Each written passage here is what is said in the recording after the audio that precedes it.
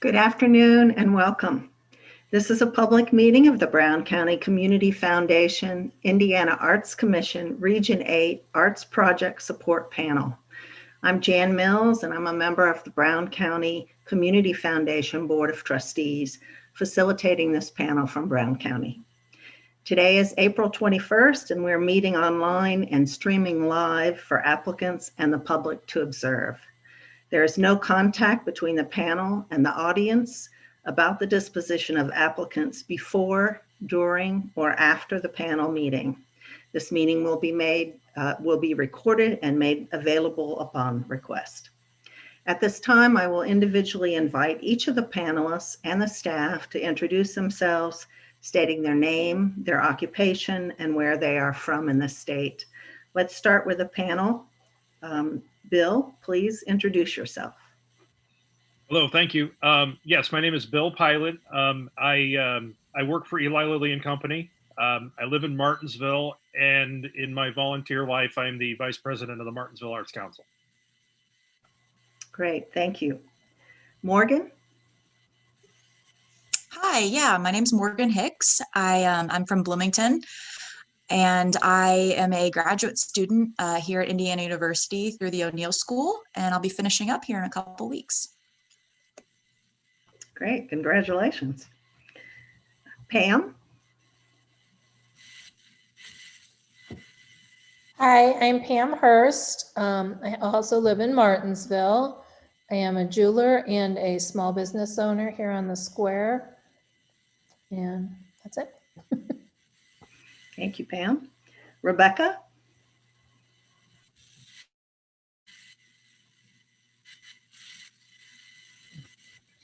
Hi, I'm Rebecca Baugh.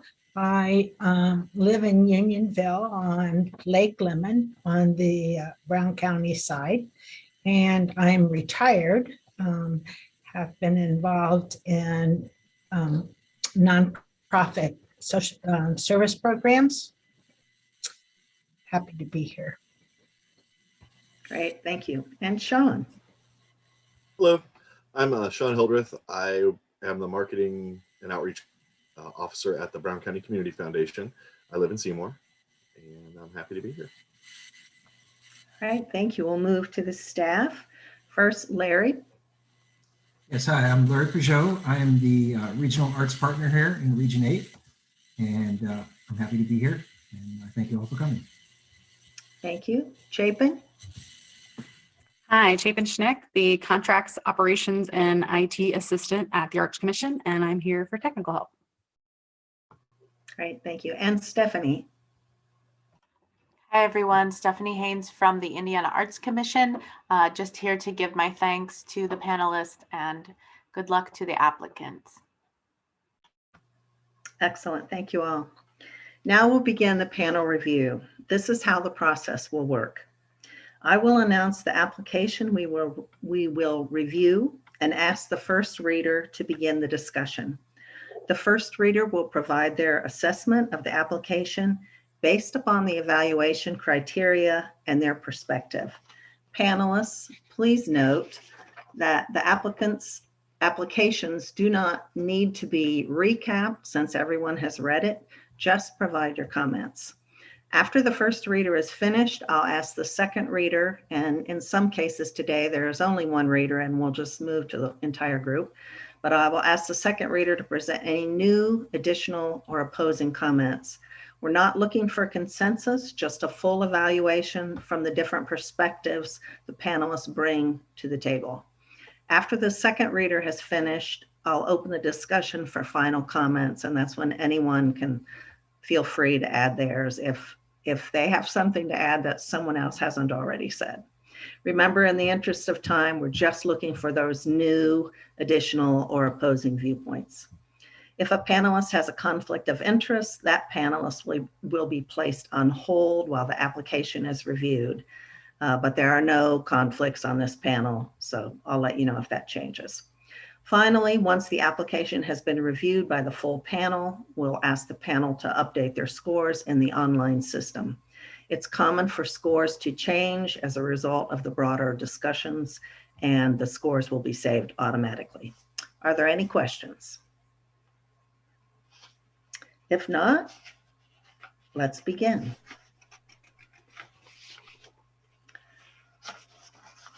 All right, the first organization today is Indiana Heritage Arts, and Bill is the first reviewer.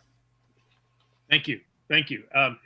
So Indiana Heritage Arts has come forward with the proposal to do a documentary film highlighting Indiana artists and sort of their contribution to, the community and to the state.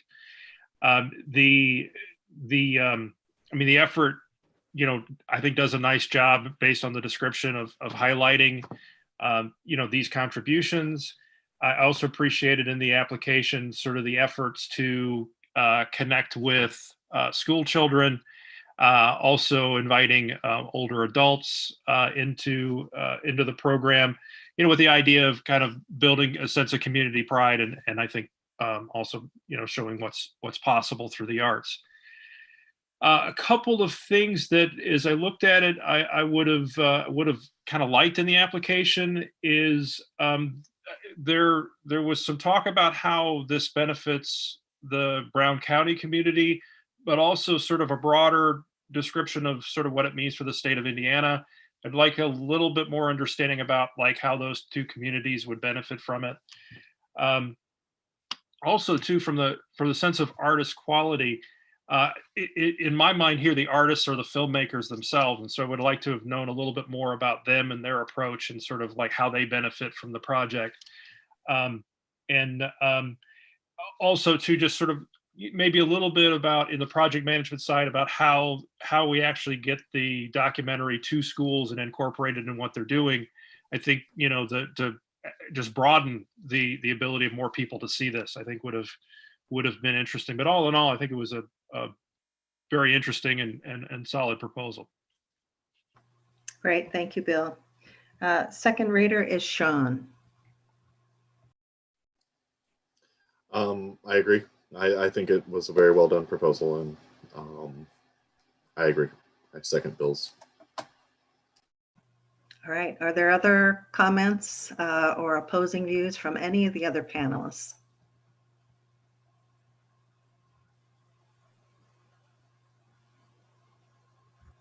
No others? All right. Please finalize your scores and update any online comments.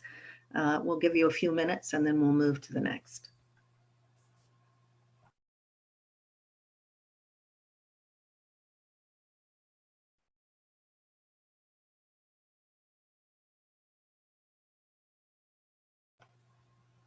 Does anyone need any additional time? All right, we'll move on. The second organization is River Song Music, and the reader is Rebecca. Yes, River Song Music, I felt the strength came through for community involvement in the planning and participation. And you combine that with the quality of artist. I believe this will be a very successful event, and I'm pleased with the grant. All right, thank you, Rebecca. Are there additional comments from any of the other panelists? We don't have a second reader on this one. Any opposing views?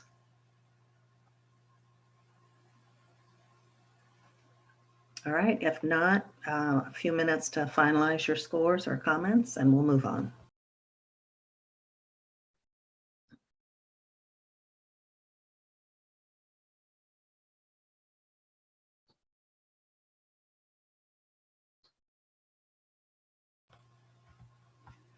All right, the third organization is Reimagining Opera for Kids, and Morgan is the first reader. Yeah, so for this organization, putting forth basically a filmed version of what they already do. Even though they haven't produced a video before, they've been presenting for years. So I don't see a reason that this should have any issue going off without a hitch. All of the staff members that are being paid are Indiana artists, and I think they're being paid well for their expertise and their time. Let me see here. I was also specifically impressed with the extent they're going to get diversity, inclusion, equity, access initiatives in place for this. Working with Stone Belt. I think the only thing that I would have liked to see more of is how they incorporate the opinion of small children if they're presenting to small kids for an opera. I know that there's a lot of feedback coming through for community members and teachers, but I would have liked to know, what are the kids thinking about this, because it is for the kids. Great, thank you. Second reader is Pam.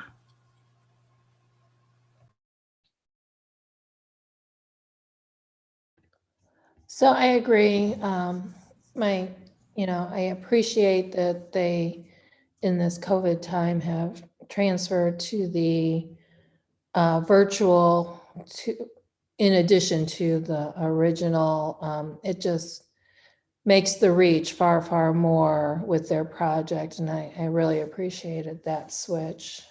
And it appears they have huge community engagement with all the different organizations they touch. So agree with everything else. Great, thank you, Pam.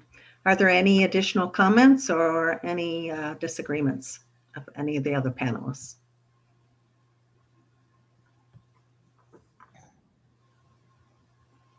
All right, we'll give you a few minutes to finalize your score.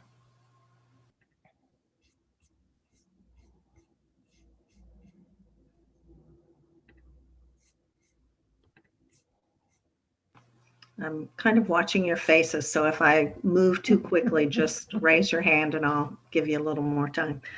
We'll move on then to the Morgan County Community Concerts Association, and the first reader is Pam. Yeah, I left myself on mute. Okay, this is a great project, I believe, to bring quality type entertainment into a rural area. In terms of the application itself, I would have liked it to be a little bit more explanatory in different ways. They,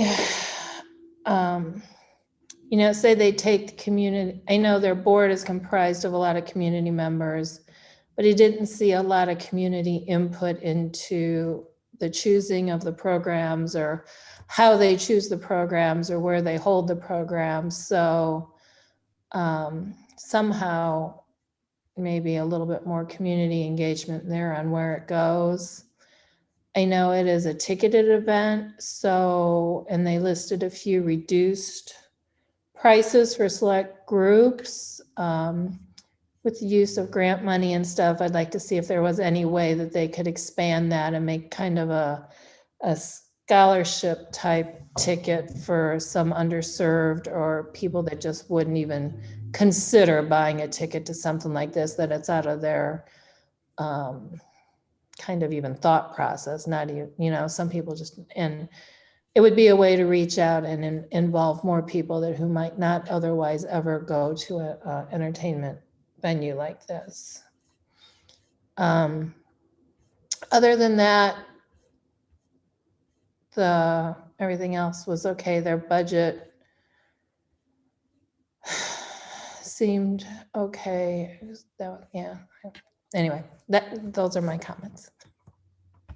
All right, thank you. Second reader is Morgan. Yeah, I agree. I thought it would have been helpful to have more information about the tickets since it is going to be a ticketed event. There did only seem to be one. It was the Indiana Wind Symphony is going to be the only Indiana artist for this particular event. And so we don't know much more about what the other artists are making in terms of being financially compensated. I think something else to think about is there are a couple of female performers, but it would have been great to see maybe some more diversity and choices for performers. But otherwise, I think it's great in terms of their board composition. It seems to be pretty diverse and like they're trying to get different perspectives. So that was encouraging. Good. Thank you, Morgan. Are there additional comments from other panelists?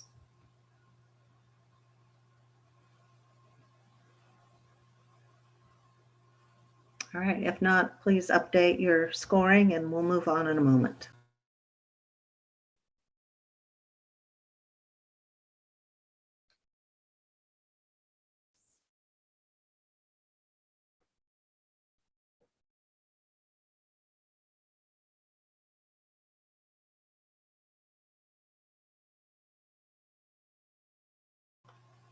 All right, the next organization is Orange County Rehab DBA First Chance Center, and the first reader is Rebecca, please.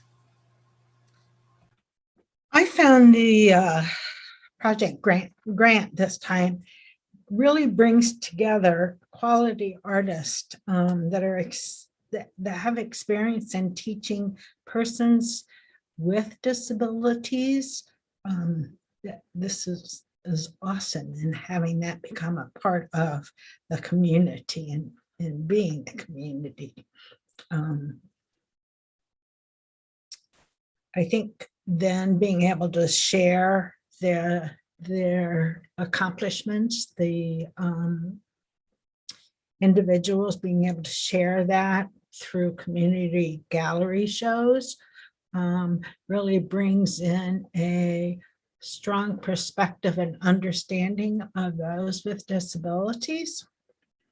And it also provided a strong avenue for those with disabilities to be able to express their thoughts and where they're coming from and understanding to the community. Excellent, thank you. There isn't a second reader on this organization, so please, if there are other panelists with anything to add or opposing views, we'd like to hear from you now. Yeah, this is Bill. Yeah, I'd just like to, I really appreciate the focus of the organization, and you can really feel that through the application. They really seem to know their audience well, and they get feedback from them and are there to serve them. And what would be, just kind of leaves me wondering a little bit is, are they bringing more people into their events, into their offerings? Some more people with disabilities can benefit from what seems like a really great program. Great, thank you, Bill. Any other additional comments? All right, please finalize your score.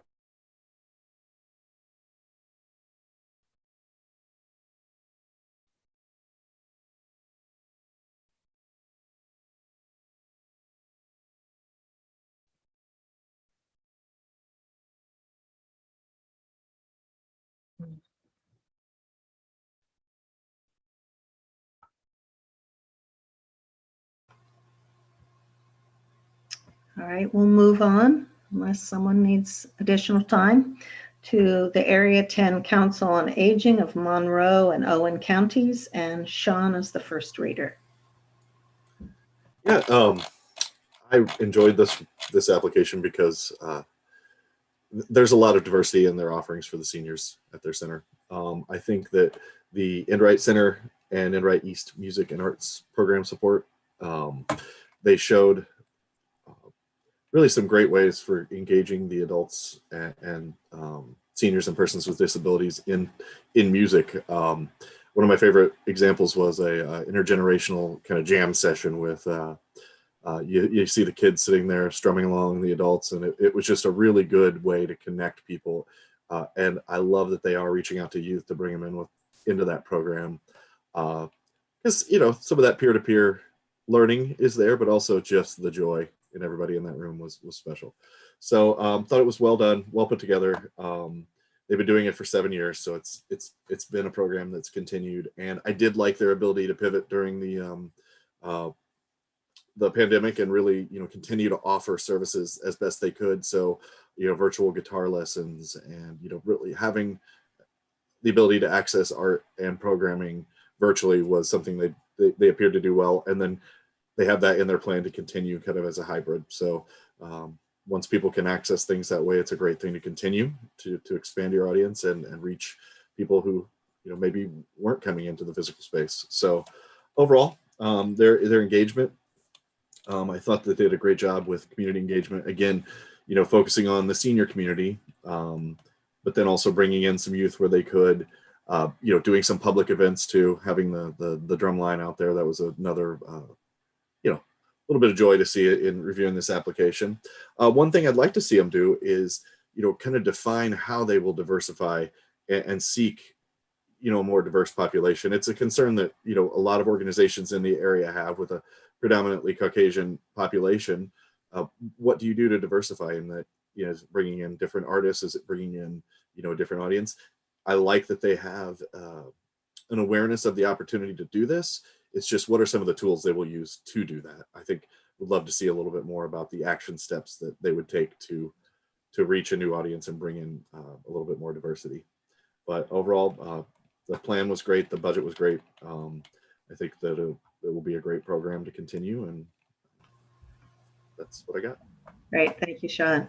Bill was the second reader. Yes.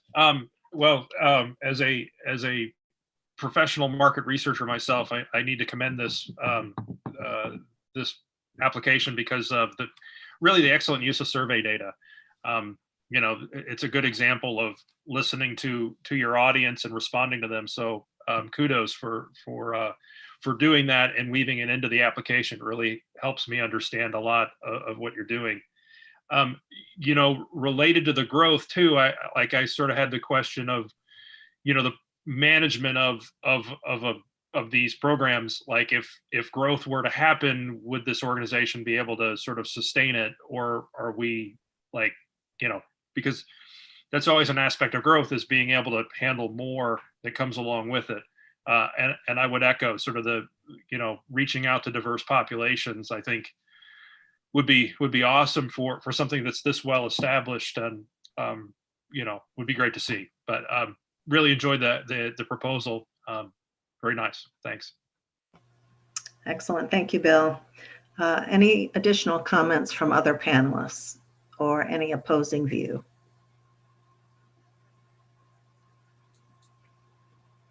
If not, please take a few minutes to update your scoring.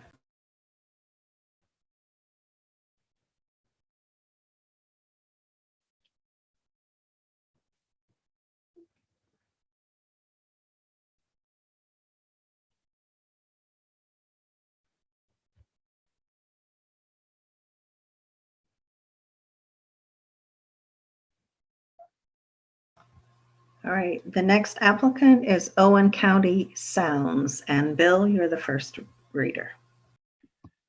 Thank you.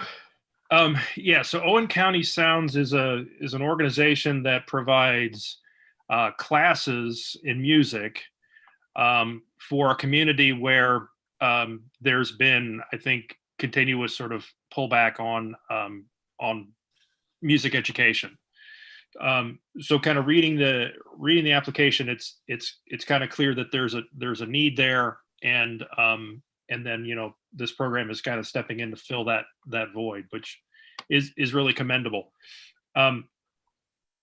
The application itself was asking for money to fund piano accompaniment, and then also to fund instructors for music classes.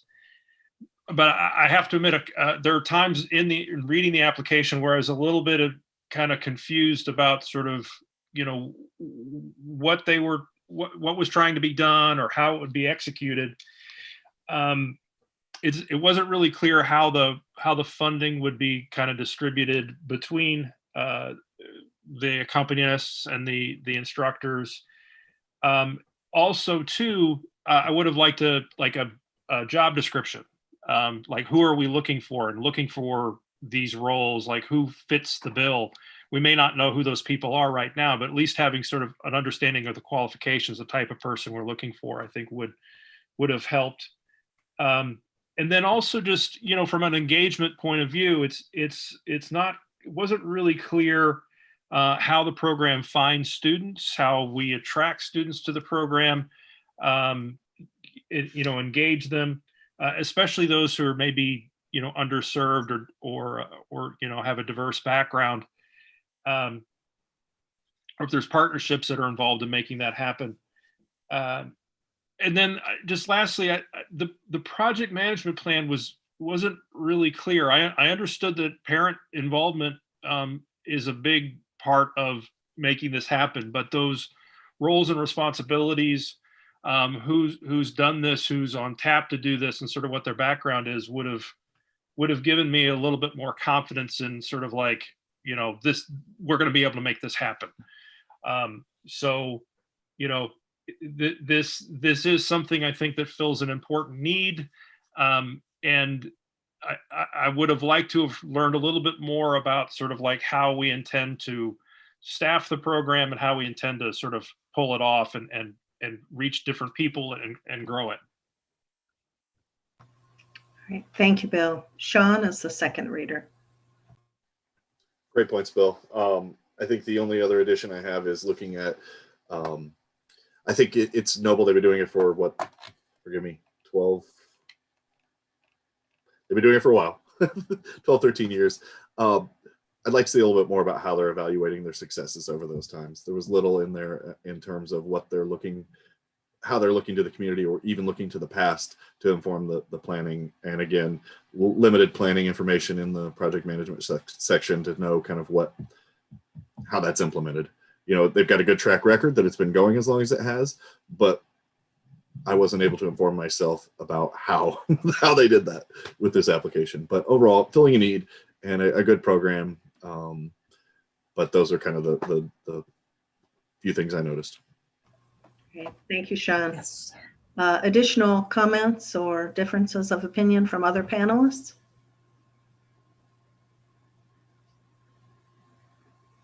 It's like snowing a gale at my house right now. It's blowing sideways. Okay, sorry for that interjection there. All right, we'll move on to Morgan County Public Library, the Monrovia branch, and Rebecca is the reader. Let me find Morgan County Public Library. I thought this was a very unique grant, and in the sense that it's a small community through the public library, which will be a key entity in the community, and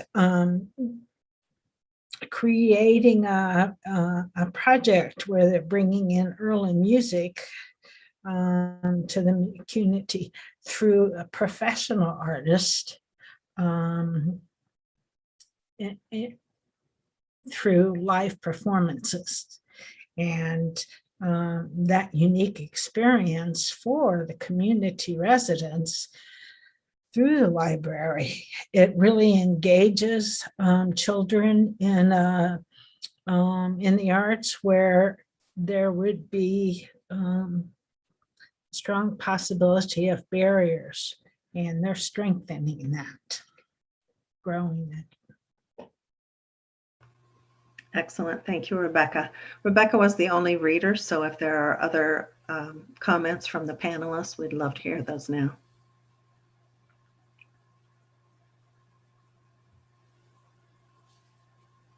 If not, please update your scoring and we'll give you a few minutes.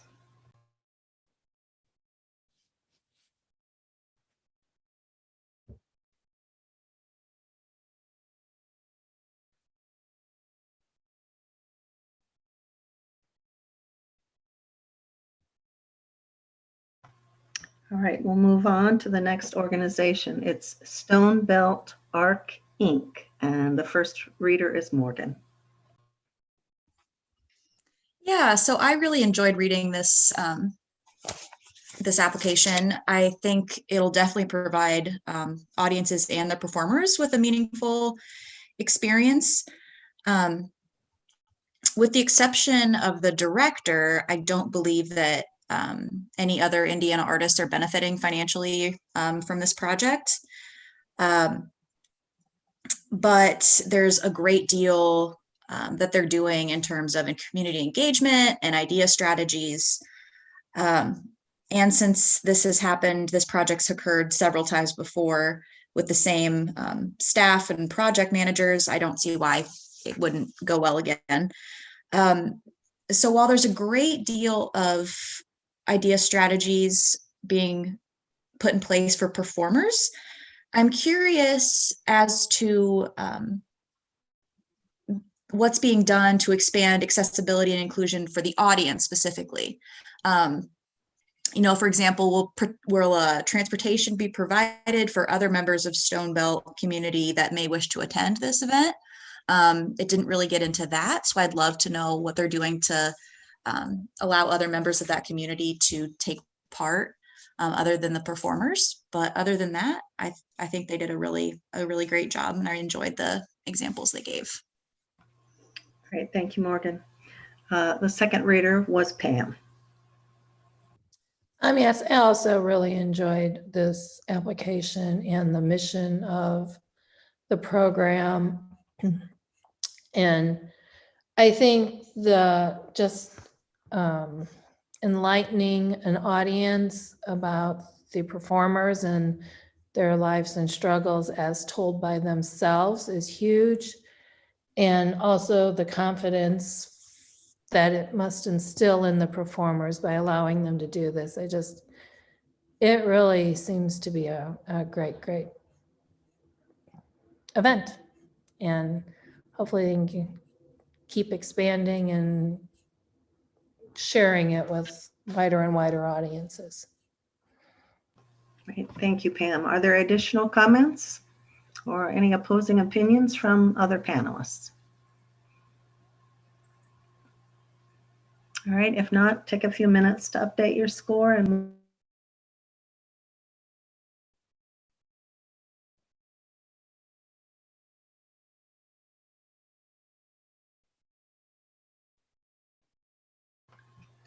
the next applicant is Shakespeare's Ear, and Pam, you're the first reader. Okay, I found this a very interesting application. I believe the application itself was very well done as it was filled out.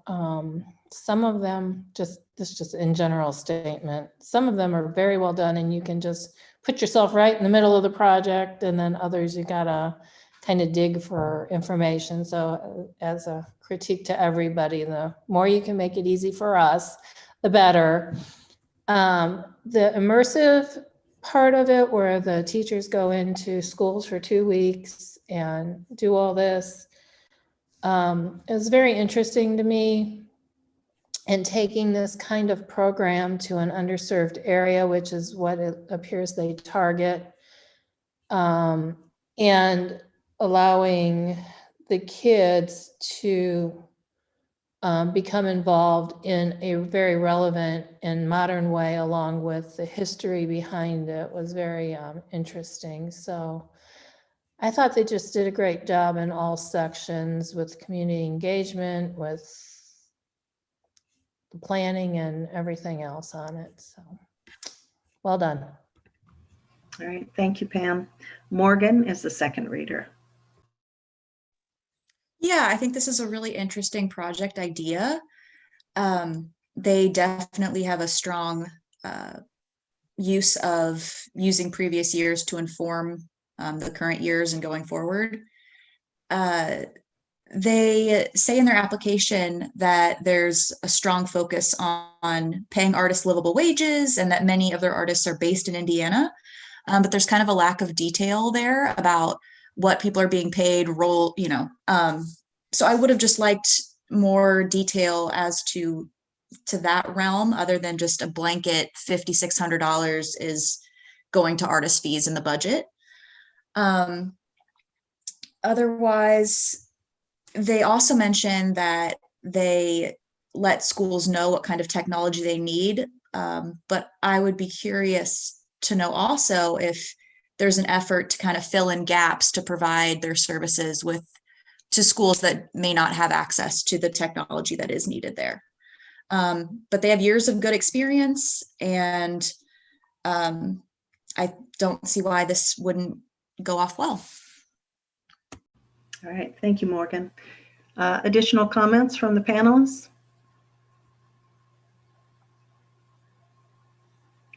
If not, just take a moment to update your scoring, please.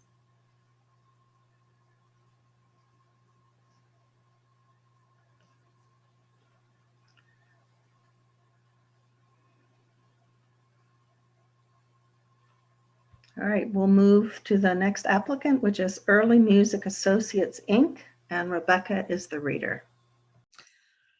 Okay. What I find unique about this is bringing level of being able to educate about the medieval and classical music to a community. That's history that oftentimes you don't get educated on. It's sort of missed. And so by bringing it through for community by performance and then artists, it really does enhance a combination of both understanding, perspective, learning of history, and making it into today's world. Involvement. I think it also supports the educational focus on inclusiveness, as we're all trying to do strongly today with current situations. I think this program can only strengthen throughout its future programs. Thank you, Rebecca. Rebecca was the only reader, so are there other comments from other panelists? Yeah, you know, similar to what Morgan said about like the broader audience, I would have liked a little bit of a discussion around sort of how do we, you know, the application talked about public performances, that kind of thing, but like how are we finding other audiences that really could benefit from this? Yeah. And you know, that would be great. It's like, you know, when something is kind of has this quality, you want everybody to see it, you know, that kind of thing. So love to understand that process, like how are they going about doing that? Yep. Great, thank you, Bill. Anyone else? Yeah, I have one comment. The only thing that I did note about this application was they really didn't discuss any type of feedback for their program, any community feedback or performance feedback. So just a little more information on how they improve themselves every year. So, great. Thank you, Pam. Please take a few minutes and make your final comments and update your score.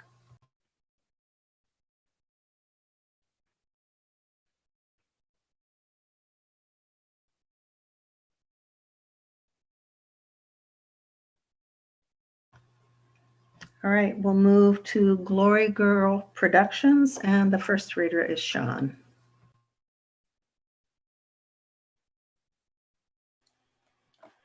Just a second, I gotta open it. So this project, I'm unmuted, good. The Chris Kindle Artisan Market in Brown County with Glory Girl Productions and the Brown County Playhouse. It sounds like a really fun event to bring to the community. Seems like an idea to use an artisan community like Brown County to, you know, have some kind of winter festival. Seems like a good idea. I do like the way that they talk about bringing in artists of different, you know, not just the visual artists in Brown County, but performing artists, and really trying to make it a, you know, a regional event with musicians and artists from not just Brown County. And I think that's fun. I think it would, you know, bring in people from the region. So I think it sounds like a really fun idea. And I think that, you know, in the first year, the things I struggled with was looking at, you know, this is launching post-pandemic, so everybody's a little afraid of that. But I think it's a great way to kind of ease people back into an event. And then it's well thought out. I think the people involved, they've got a diverse background for, sorry, phone's ringing. for who's involved helping plan it. And I think that having a free event like this that will have opportunities for people to come and enjoy and just take part in the event and be part of it is great. It should be accessible to many in the community and expose them to art and music. And then I'm sure that it will have a diverse audience, because then you have the other parts of it. Well, there will be charges for certain things, and it seems like it's got a good approach of making sure that there is a broad offering of culture at it. Marketing materials, I'd like to see a little bit more, about what's actually going to happen. It's in there in the description, but if someone were to look at the marketing card they provided, they really wouldn't know the depth of the event. So I do like that it's there in the description, but I think that, a little bit more information for your marketing materials is required, especially for a first year event, making sure people understand what's going to be there.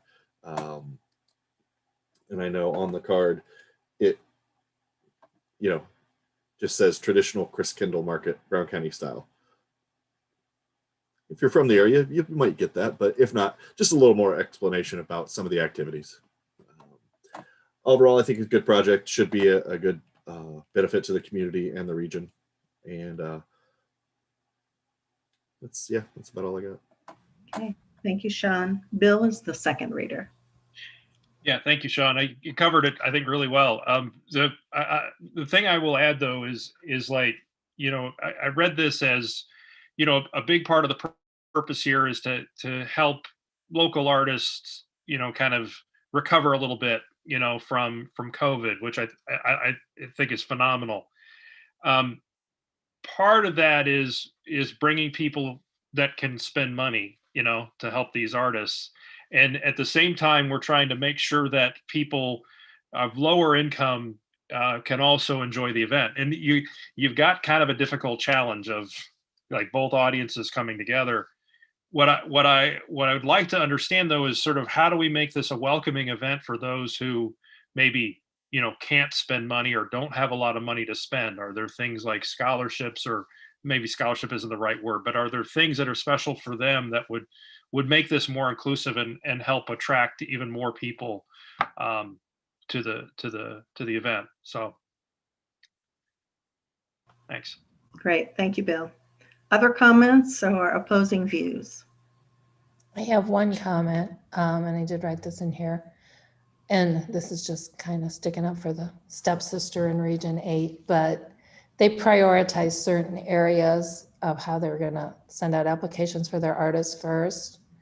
And I guess I would like to see all areas of Region 8, if they get the grant, be included in that, as opposed to how they were prioritizing their call for artists. All right. Yeah, and I kind of thought similar to what Bill was saying. I was thinking that there could definitely be ways that more people could be involved with this, because I do think you kind of have a challenging situation with it being this in-person event. I was curious, are they going to be able to live stream any of it so that people at home who aren't physically able to attend can be involved? And then also, would there maybe be an online component so that you could buy these goods that people are offering there at the festival from your home as well? And that would benefit not only the people who are selling the stuff, but also the people who can't maybe make it there. Great, thank you, Morgan. Anything else additional? All right, please take a moment to update your scores.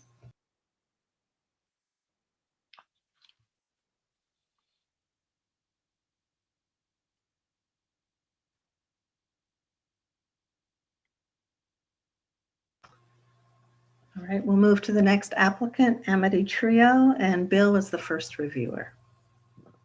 Awesome, thank you.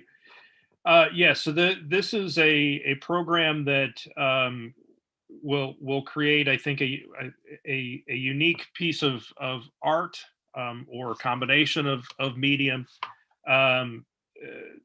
designed for children under 12. So chamber music, art, and poetry together.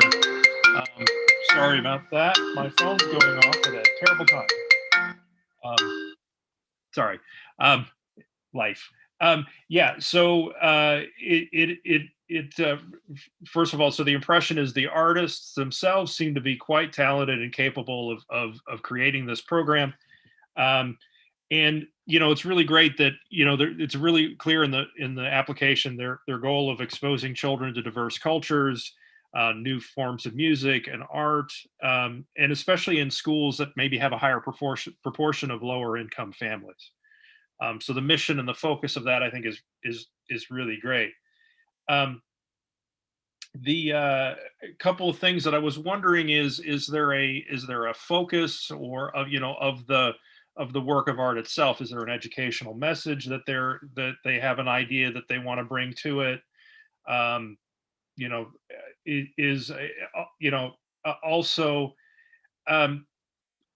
I'd like to understand a little bit about how the schools that they intend to reach have contributed to sort of like the design and scope of this event. I also know that often with schools with a busy curriculum, it's often hard to sort of get in and kind of have your program sort of, actually have a lot of people attend.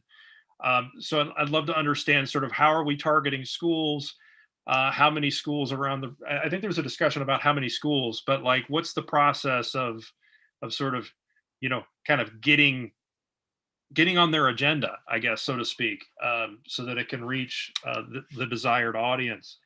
But I mean, it does look like a high quality program, a great idea, a wonderful way to combine a few different things together into a new experience. And so I'm excited for it. And yeah, thanks. Great. Thank you, Bill. Sean, as the second reader. I really don't have much to add to this one. I think Bill did a good job. Very talented artist. I was excited reading it to hear or to see the outcome. Like this is one that I want to follow and say, what is this art that'll be created? But good piece, good talented artists involving 7 Indiana artists is pretty good. So.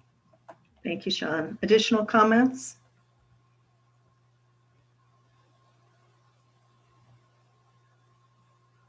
All right, if you'll finalize your scores, we'll give you a couple minutes.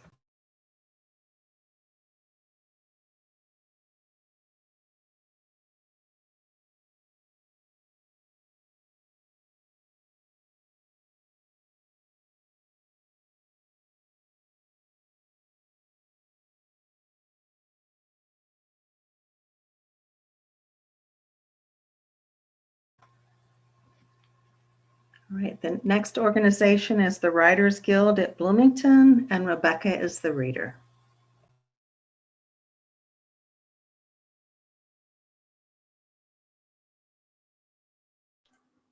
You're muted, Rebecca.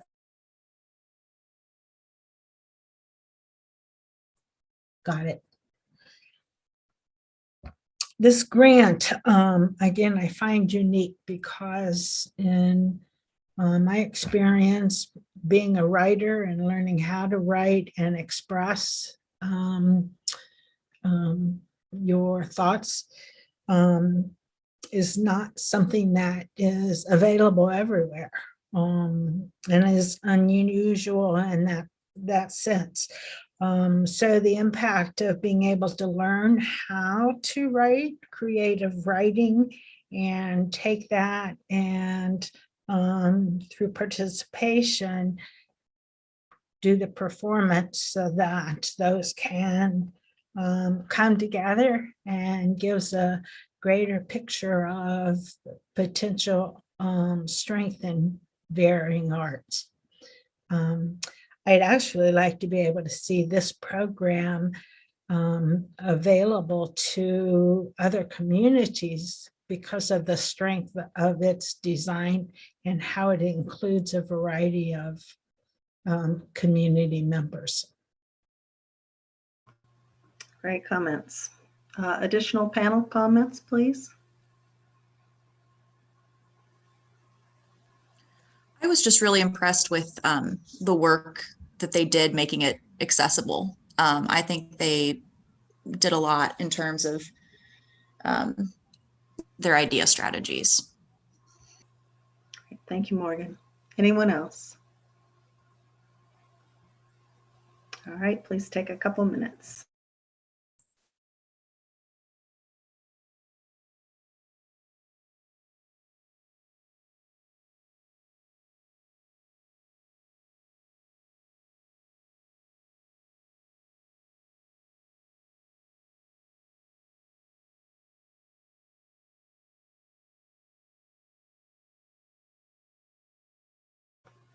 All right, the next applicant is Forgotten Clefs, and Morgan is the first reader.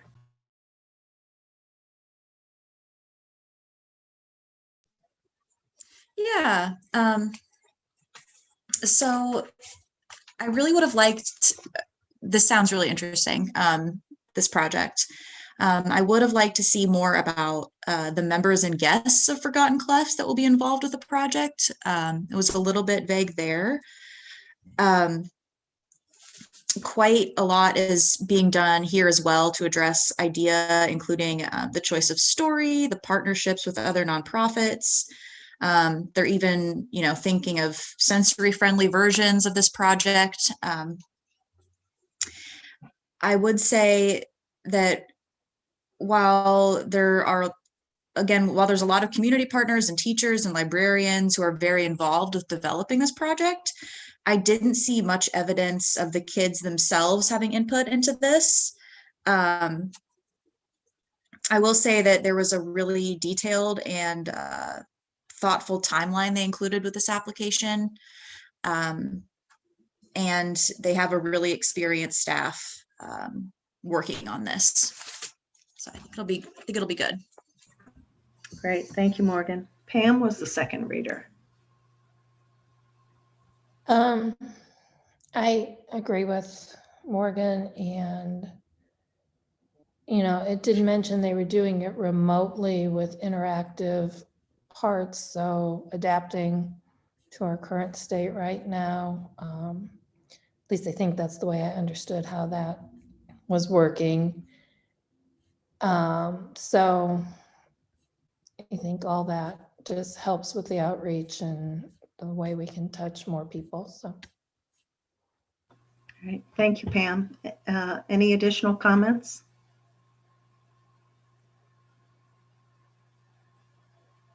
All right, please update your scores.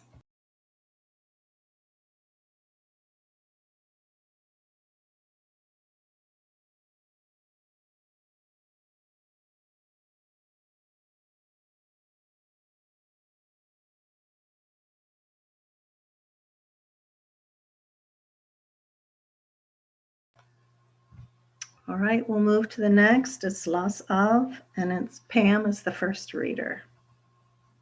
Yes, I found this an interesting event. I had a little struggle understanding it totally, I think, but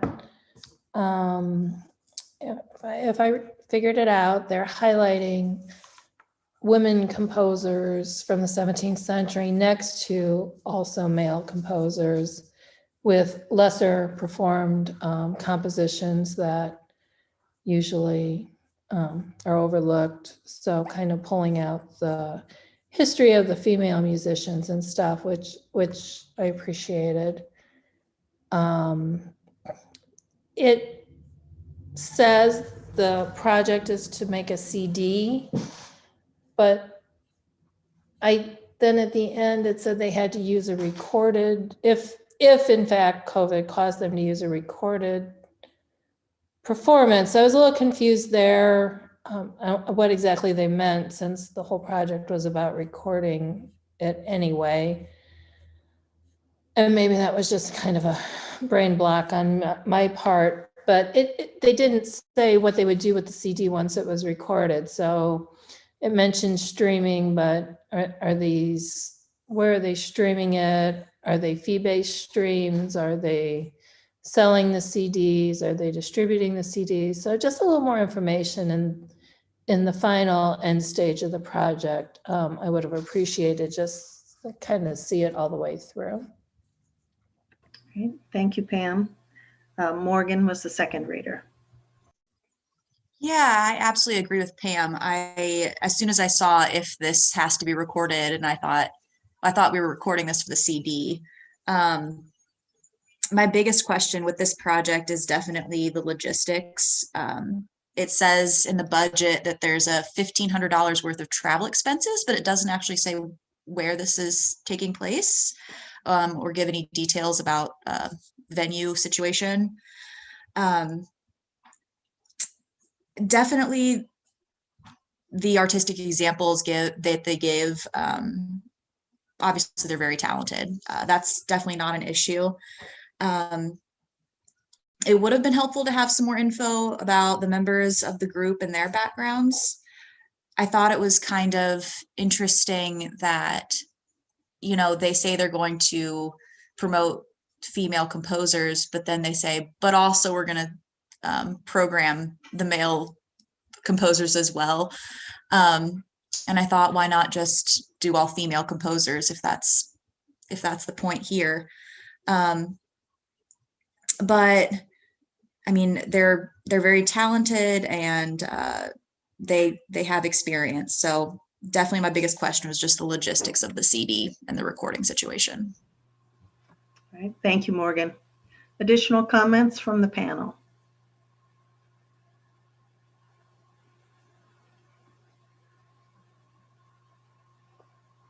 All right, if not, please update your score. We have 2 more to move through.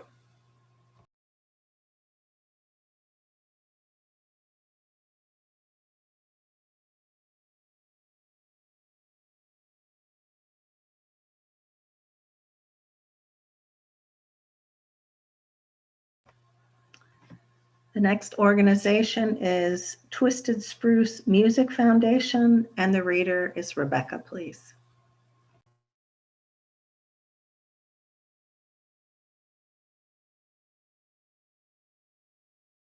You're muted. Okay, I'm good. I'm impressed with this art project. Having a combination of Indiana artists and global artists, and they're creating this musical combination or composition. Adding to that with Indiana students doing drawings that then will be used to create an animation in the performance, the global performance. So it really does broaden the community connection, and instead of just in community, but from a global standpoint. I think that's really significant. And the one thing I found I was missing is securing feedback from all the variety of participants, including the global musicians, the students, and the artwork, and community involvement, to get a sense of where the strengths are, where the weaknesses are, how it could be combined, because I think this is, again, a program that could be used to enhance a variety of community areas. All right, thank you very much, Rebecca. Rebecca was the only reader, so are there additional comments from other panelists, please? Yeah, I just had a couple comments on this one.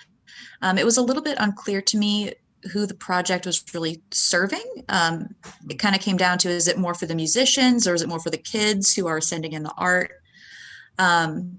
If it is meant to reach the kids, I think it would be definitely helpful to have some more kid-friendly, colorful, easy to read marketing materials to get kids excited to participate, if that's what they're aiming at. Thank you, Morgan. Bill, I think you might have had a comment. Yes, you know, kind of similar. I think there's a lot of potential here, and I'm just thinking of So I work with a chess club for kids, and I'm thinking about those kids, and a lot of them would love to be part of doing something like this. And so not only the marketing and materials that would get the kids excited, but how do we get like teachers and school principals in the area excited and kind of wanting to participate? Maybe there's a limit to how much participation is good, but I just see the opportunity of exposing a lot of kids possibly to this, and so that's sort of where my questions were. Like, Yeah. yeah. Great. Thank you, Bill. Anyone else? All right, please take a couple minutes and we'll move to the last organization.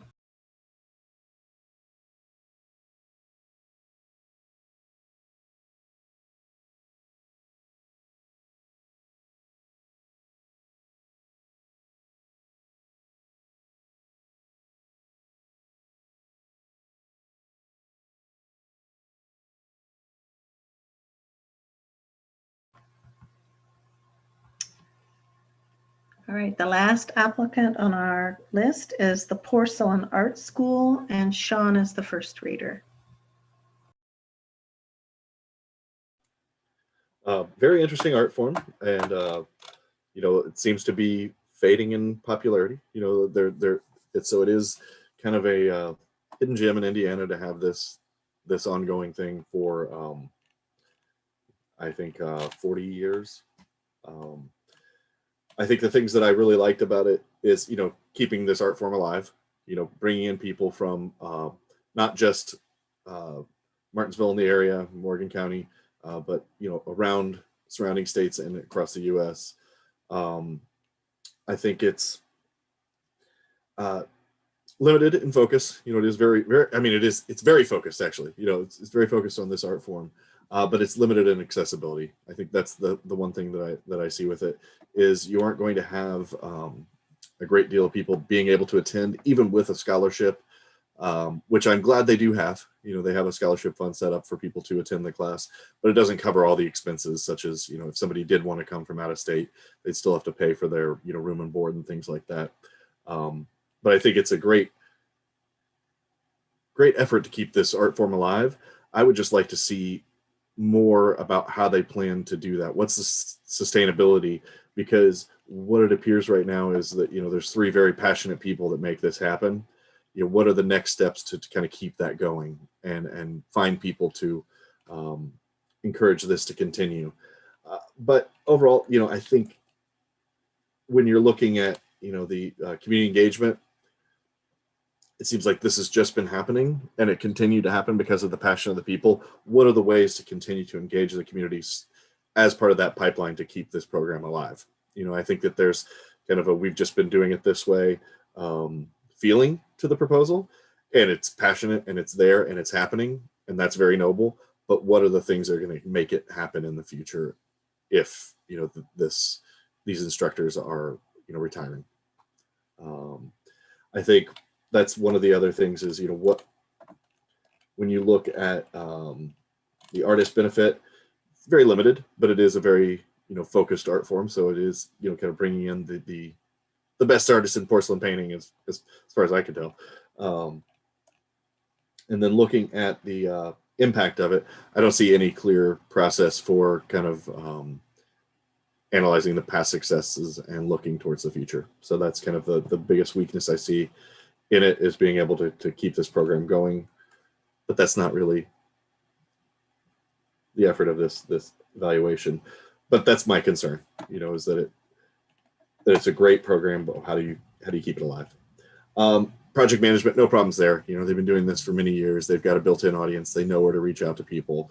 I think that it'll happen well. Access is the biggest thing, and continuity.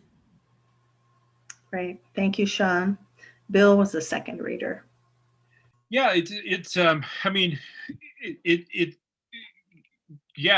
and the opportunity to bring kind of national experts in to teach a class, and something I think is amazing. And, to echo what Sean said, it's like, how can we, if this is, to Sean's point, if there's declining interest in this art form, like, how do we take an event like this and try to raise some interest in communities that maybe aren't exposed to it, that kind of thing. So that the marketing and outreach around this is where I think there's an opportunity. Maybe that's an opportunity for growth for the organization potentially is to think about some of that, because I mean, yeah, again, national experts, are there other ways that the broader community can kind of see what they do and learn from them, or experience the artwork? I think would be really cool. Thank you, Bill. Any additional comments? All right, that was our last organization to review. So please finalize all your scores and your comments online. This concludes the Region 8 Arts Project Support Panel. Applicants will be notified of the status of their grant following how the grants are selected. If you have any questions, please contact Larry Peugeot in Region 8. And I just want to give a thank you, please, to all the applicants and guests, to a sincere thank you to the panelists who took the time to review these organizations, and also to the Indiana Arts Commission for making this program possible. All of our communities benefit from these great programs, so thank you.